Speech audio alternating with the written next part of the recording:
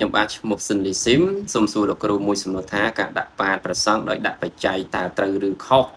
សូមអរគុណលោកគ្រូទុកជាមុនបាទបើដាក់បច្ច័យអត់ខុសទេបាទបច្ច័យមានអីជាប្រាក់បណ្ឌបាតសេនាសនៈកលៀនសេភេជ្ជៈបាទតែបើដាក់លុយក្នុងបាតអានឹងខុសបាទលោកត្រូវតោបាទលោកត្រូវតោហើយលោកត្រូវអបបាចិត្តយៈហើយសាមណេរត្រូវទនកម្មហើយនៅក្នុងនាមយើងជាអ្នកធ្វើបុណ្យអានឹងធ្វើបុណ្យញាណបប្រយុទ្ធបាទគឺកុសលដែរប៉ុន្តែនៅក្នុងញាណបប្រយុទ្ធមិនមែនជាញាណសមយុទ្ធណាបាទអញ្ចឹងគឺមិនប្រកបដោយបញ្ញាហើយកម្លាំងទៀនបុណ្យអានិសង្សដែលនៅក្នុងញាណបប្រយុទ្ធវាខ្សោយជាងញាណសមយុទ្ធបាទញាណបប្រយុទ្ធគឺប្រជាបញ្ញាគឺមិនសូវមានកម្លាំងទេបាទអញ្ចឹងខ្ញុំបកស្រាយប៉ុណ្្នឹងបាទFacebook ឈ្មោះពូចយតន្ត្រីប្រពៃណីជាតិខ្មែរខ្ញុំសូមសួរលោកគ្រូមួយអ្នករសាសិល5តើចិញ្ចឹមសត្វបានដែរឬទេបាទអញ្ចឹងខ្ញុំក៏បានសួរថាចិញ្ចឹមសត្វអីអញ្ចឹងគាត់អត់ទាន់ឃើញឆ្លើយអញ្ចឹងខ្ញុំឆ្លើយពីរវគ្គចុះបាទចិញ្ចឹមសត្វបើចិញ្ចឹមដើម្បីលក់ដើម្បីកាប់សាច់បាទហ្នឹងគឺអត់បានទេអត់ដាច់សិលទេប៉ុន្តែនៅក្នុងការសៅហ្មងនៅចំនួនខុស5យ៉ាងដែលព្រះអង្គហាមគឺនៅក្នុងនោះគឺមានមិនឲ្យយើងចិញ្ចឹមសត្វនឹងឯងដើម្បីលក់កាប់បាទហើយមួយទៀតចិញ្ចឹមសត្វឆ្កែសត្វឆ្មាសត្វព្រាបសត្វសេកអីដែលយើងចិញ្ចឹមដោយក្តីស្រឡាញ់ដោយការអនុគ្រោះអាហ្នឹងមិនមែនជាបញ្ហាទេបាទគឺជាបុណ្យកុសលវិញទេនៅពេលយើងចិញ្ចឹមដោយក្តីស្រឡាញ់ដោយការអនុគ្រោះបាទប៉ុន្តែសម្រាប់អ្នកខ្លះចិញ្ចឹមដោយមិនមានក្តីស្រឡាញ់អាហ្នឹងក៏ទោសតាមហ្នឹងទៅបាទដូចជាចិញ្ចឹមសត្វដាក់ទ្រុងមិនបានគិតអំពីបាយទឹកគ្នាឲ្យត្រឹមត្រូវណាបាទអាហ្នឹងក៏វាអាចនឹងជាទោសបើសិនជានៅក្នុងការចិញ្ចឹមគ្រាន់តែដើម្បីលម្អជាប្រយោជន៍ខ្លួនឯងមិនគិតអំពីបញ្ហាអំពីអារម្មណ៍អំពីសុខទុក្ខចំណៃចំណុករបស់សត្វបាទហ្នឹងហើយខ្ញុំធ្លាប់លើកឡើងដែរ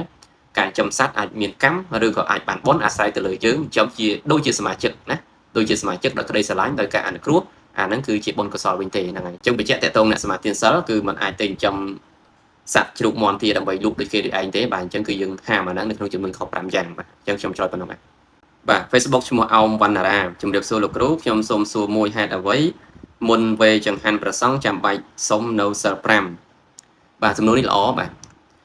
តកតងនឹងការធ្វើបុណ្យធ្វើទានណាបាទគឺល្អបំផុតនៅក្នុងអត្តកថាលោកបញ្យល់ថាឲ្យយើងមានសិលសិនបាទពីព្រោះនៅពេលមនុស្សមានសិលទៅថ្វាយទាននិងមនុស្សអត់សិលទៅថ្វាយទានលោកបញ្យល់ថាគឺអ្នកមានសិលទៅថ្វាយទានបានបុណ្យអានិសង្សហ្នឹងណាច្រើនជាងអ្នកអត់មានសិលដោយតកតងអ្នកសមាធិសិល5សិល8គឺអត់ចាំបាច់ដល់ព្រះពុទ្ធពធព្រះសង្ឃក៏បានដែរនៅក្នុងអត្តកថានៅក្នុងដីកាលោកបញ្ជាក់ថាបើសិនជាយើងសមាធិសិល5សិល8ដោយអត់ដល់ព្រះត្រៃសនគមក៏បានឡើងទៅជាសិល5សិល8ដែរប៉ុន្តែអានិសង្សតិចជាងអ្នកដែលដល់ព្រះពុទ្ធពធព្រះសង្ឃដូច្នេះហើយការដឹកនាំរបស់អាចារ្យកន្លែងហ្នឹងគឺពិតជាត្រឹមត្រូវមុនពេលយើងថ្វាយទានគឺយើងនាំគ្នាសមាធិសិលអញ្ចឹងធ្វើឲ្យទានរបស់យើងនឹងបានអានិសង្សច្រើនជាងមុនហ្នឹងហើយជាមូលហេតុដែលសមាធិសិលមុនពេលវេចង្ហាន់ហ្នឹងហើយសួរថាចុះបើសិនជាវេអត់សមាធិសិលបានទេបានតែគ្រាន់ថាអានិសង្សឬក៏បុណ្យដែលយើងបានហ្នឹងគឺវាតិចជាងសមាធិសិលបាទយើងឆ្លល់ប៉ុណ្ណឹងបាទFacebook ឈ្មោះថៃវាសនាជំរាបសួរលោកគ្រូខ្ញុំបាននៅភូមិក្រៅកើតឃុំកំពង់ទូកខេត្តព្រះតាពាំងកម្ពុជាក្រោមបាទស្វាគមន៍បងប្អូនកម្ពុជាក្រោមបាទចង់សួររឿងព្រះពុទ្ធរូបនិងគ្រឿងបរិក្ខារពុទ្ធាពិសេសដែលបរិស័ទបានយកទៅវត្តប្រគេនលោកហើយមានចំនួនច្រើនក្រោយមកប្រជាអិតកាឬអាចារ្យបានឃោសនាថាបើមានម្ចាស់បុណ្យចង់ធ្វើសូមឲ្យទៅជាវនៅឯវត្តយកទៅធ្វើចោះដូច្នេះរឿងហ្នឹងម្ចាស់ផ្ដើមបុណ្យដែលទៅជាវរបស់គេដែលយកទៅប្រគេនពីមុននោះយកមកធ្វើបុណ្យពុទ្ធាពិសេសបន្តទៀតតើបានបុណ្យបរិសុទ្ធស្អាតដែរឬទេលោកគ្រូអរគុណបាទកន្លែងហ្នឹងខ្ញុំធ្លាប់បានបកស្រាយហើយបើសិនជារបស់នឹងជារបស់សង្ឃលក់ចេញវិញអត់បានដែរបើសិនជាក្នុងករណីអត់អបឡោកចែកគ្នាទៅជាបុគ្គលណាអាហ្នឹងគឺជាបញ្ហាប៉ុន្តែបើសិនជាក្នុងករណីថារបស់ទាំងអស់ហ្នឹងជារបស់បុគ្គលគេប្រគេនបច្ច័យទៅការប្រគេនភិក្ខុសង្ឃដោយមិនជារបស់សង្ឃលក់ចែកចាយវិញ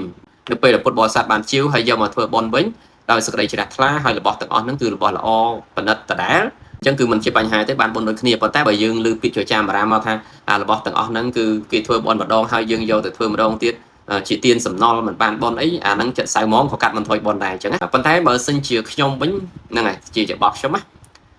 មិនគួរទៅទិញទេមិនគួរទៅទិញរបស់លោកយើងមានបណ្ណាយើងជាវនៅខាងក្រៅប៉ុណ្ណឹងហើយមើលអីសំរុំទៅហើយយកទៅប្រគេនទៅកុំឲ្យសៅហ្មងព្រោះពេលខ្លះយើងមិនដឹងដែររបស់សង្ឃអីចឹងណាបាទអញ្ចឹងខ្ញុំផ្ដល់ចម្លើយប៉ុណ្ណឹងបាទអរគុណ